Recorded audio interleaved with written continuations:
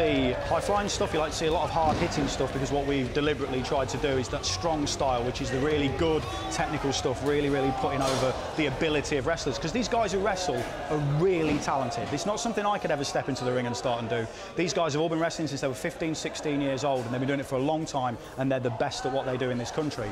And we want to foster that and give them, let them have a space to show their skills off and be as excellent as we know they can be.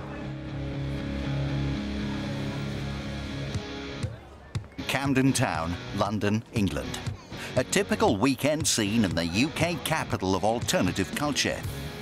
Sights, smells and sounds combine for a sensory overload on this sunny Sunday afternoon.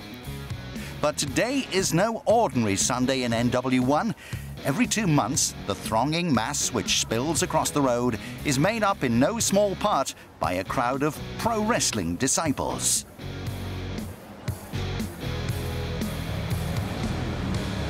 Here, outside the Electric Ballroom, the legendary rock venue in the middle of Camden High Street, a congregation like no other has gathered.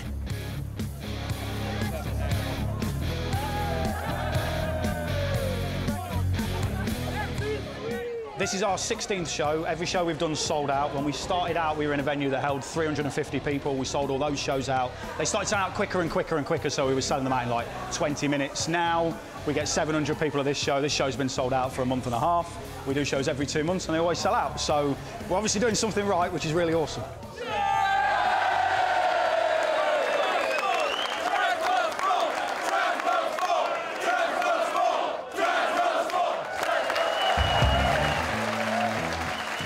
For the next few hours, the Electric Ballroom is the home of Progress Wrestling. Something which began in 2011 as a hobby between friends has become the leading wrestling promotion in the UK. Alongside co-founders Jim Smallman and John Briley, Glenn Joseph completes the triumvirate who made the decision to base their company in the capital city, away from wrestling's traditional northern strongholds. I think a lot of people were originally scared to run in London. British wrestling tended to be in leisure centres. I think if you go back 25 years ago to when British wrestling was last on television, in England at least, you know, you had your big daddies, your giant haystacks, and that was right for the era. And there's the famous pictures, of course, of, you know, grannies kind of bashing their handbags on the ring when the bad guy was winning. What we wanted to do was kind of do something in London that was more garnered towards adults. It wasn't blood and guts, it wasn't all about violence, it was about maybe the appreciation of the athleticism that goes into what these guys do, and, you know, committing to characters and maybe even storylines where people interact, where people go, I'm into that, like I'm following this, like EastEnders with muscles, if you like. Being in the crowd here, it's like partly being in a punk gig, and we're in a music venue, so that makes sense, being in the away end at a football match, or being at a really crazy old-school ECW show in America. It's definitely adult-orientated, but the fans have got an amazing culture and they all get on and all want to support each other and have a good time.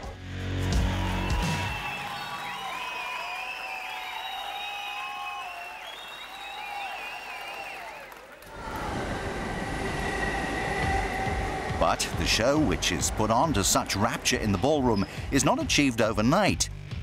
5 miles south of Camden Town, in Camberwell, a permanent training house known as the Projo is in operation every day of the week. It's the only facility of its kind in southeast England, and amongst the current Progress prospects being developed here is a man who goes by the character name of Pastor William Eva. Wrestling's always been part of my life. It's always something I've wanted to do. Only thing I've ever wanted to do, you know what I mean? Nothing else has really appealed to me in life. It's just, this is the thing I want to do, and I want to become the best I can possibly be in whilst doing it. A professional wrestler for 7 years, Daryl Allen is the Projo's leading trainer. It pleases me to see guys at a level that I wasn't at when I was in their position. So, for instance, I took maybe like 4 years to get around the country, like working regularly. And some of these guys have been like training like less than a year or less than 2 years, and they're already doing that. So to me, that says like my training's good, and yeah, that's really pleasing. And I always say to myself, like, if one day I had to stop like actively wrestling myself, like, I know I've got like good guys behind me that, you know, can say I train them, and, you know, yeah, can make a name for themselves. Throughout the year, sessions here are heavily subscribed, and they're attended by a wide demographic. Some come for the workout, others for the social interaction. But for many of those in attendance, the goal is to step out in front of a crowd. I think it is growing, the British scene. I think no one ever expected, a company to sell out the Electric Ballroom in Camden, I'm born and bred in London, so for me, and Camden as well, I've always seen Camden as a spiritual home. To be able to wrestle at the Electric Ballroom was just something else. There's a real feel-good factor about it, and for guys that do work other jobs throughout the week, I suppose it's like an escape. You can be someone different for the weekend, and when you do go out, it's like you're somewhat of a nobody during the week, but you can be a hero to many people at the weekend. He is here! I like to interact with the crowd, but when you're out there, it's just, I can't explain, because there's so much going on. You're thinking about the match, you're thinking about, oh, I'm gonna do this here, this there.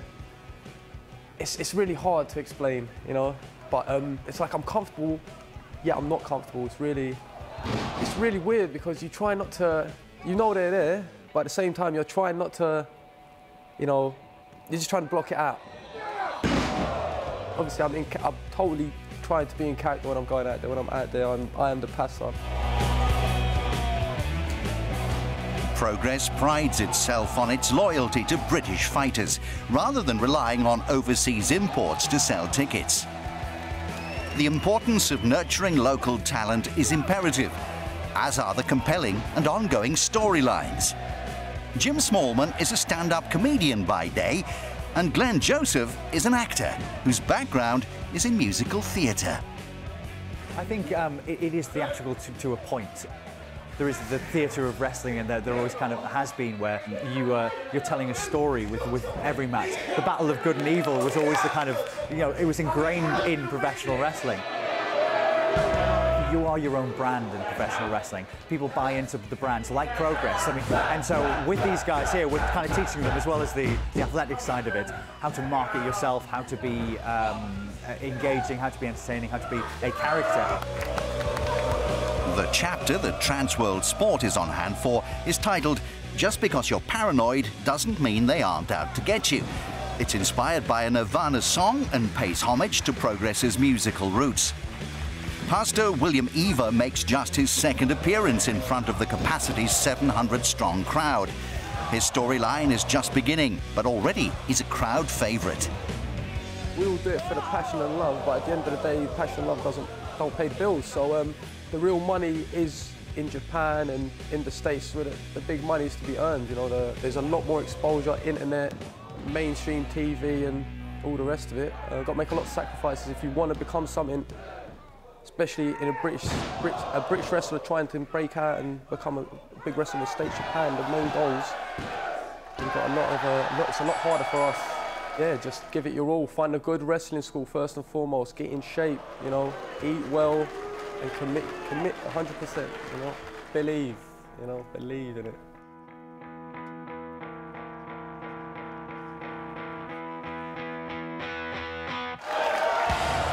Bringing the afternoon's entertainment to a raucous close, an almighty 8-man tag match is held between the London Riots with Jimmy Havoc and Paul Robinson, and FSU with Noam Dar and Will Ospreay. The crowd reaches near hysteria as Will Ospreay pushes Jimmy Havoc from the ballroom balcony before landing a moonsault onto everyone else himself. When Havoc shoves James Davis into the path of a Noam Dar chair shot and Ospreay hits a senton for the pin, the bout reaches a dramatic end.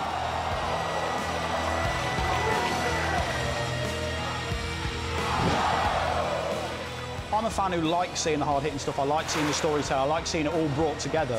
And so many of our shows, we've managed to bring that stuff together, and we can look back on it and go, yeah, not only are we fans, but we're proud of what we do. Something that started as a hobby and is now something that we do, every 2 months and get a load of people watching it. So it's, we're very, very lucky guys.